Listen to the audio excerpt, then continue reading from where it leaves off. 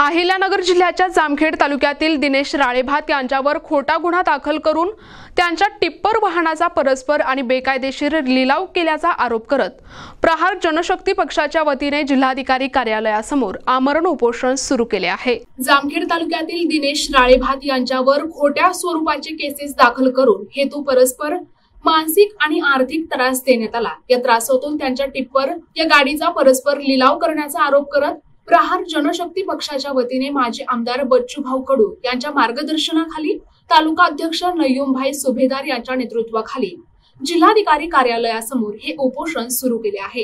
या प्रकरणात तहसीलदार कर्जत कार्यालयाच्या पत्रांचा उल्लेख करण्यात आलाय।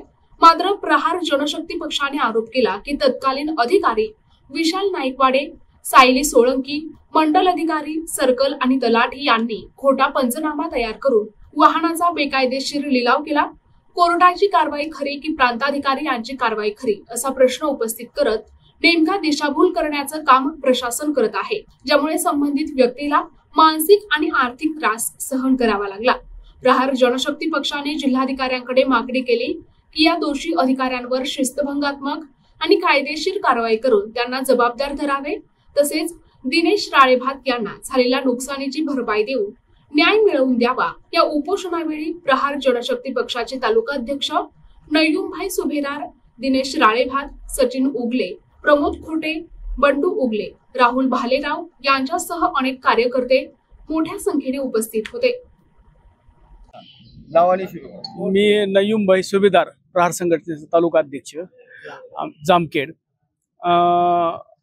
माग आमच्या कार्यकर्त्यावर जाणून बुजून माननीय तहसीलदार साहेब नायकवाडे साहेब त्यांचं एक जमीन कसलाही फेर किंवा काही नसताना सुद्धा नाव लावलंय दुसऱ्याने, ते विचारणा करण्या गेल्यामुळे त्यांचा वाद झाला आणि त्याचा मनात राग धरून माननीय नायकवाडे साहेबांनी आमच्या मित्रावर जाणून बुजून खोटा गुन्हा दाखल झाला आहे आणि त्या गुन्ह्यामध्ये गाडी नंबर MH14 AS 7612 हे वाहन त्यांचं पंपावून आणलं आणि जाणून बुजून गुन्हा दाखल झालाय आणि ते गुन्हा जे आहे दाखल 10/7/2019 ला गुन्हा दाखल पण ऑलरेडी हे त्यांच्या ताब्यात होतं।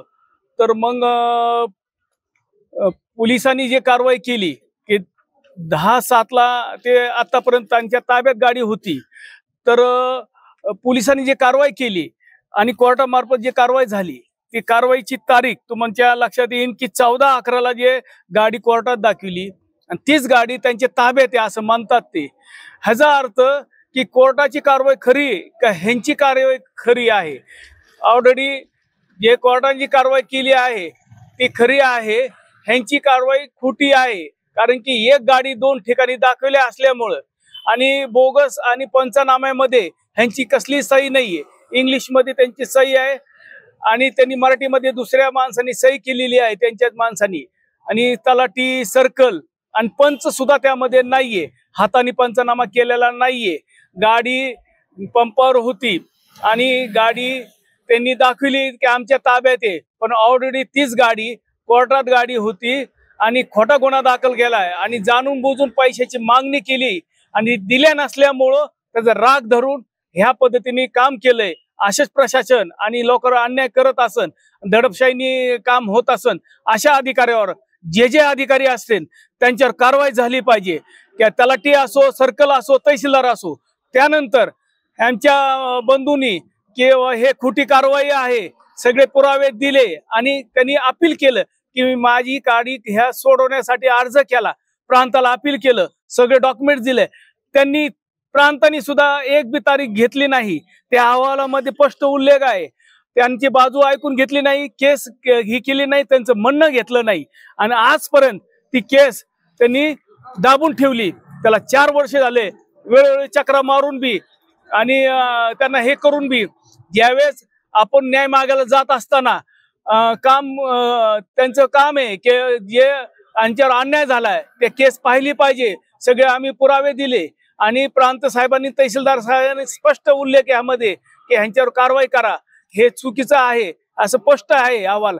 आम्हाला आमच्या मागणी एकच आहे की ह्या तहसीलदारवर कारवाई झाली पाहिजे, जेवढे अधिकारी आहेत त्याला कारवाई झाली, अन्यथा प्रहार संघटना तीव्र स्वरूपात आंदोलन करू एवढं आमचं म्हणणं आहे.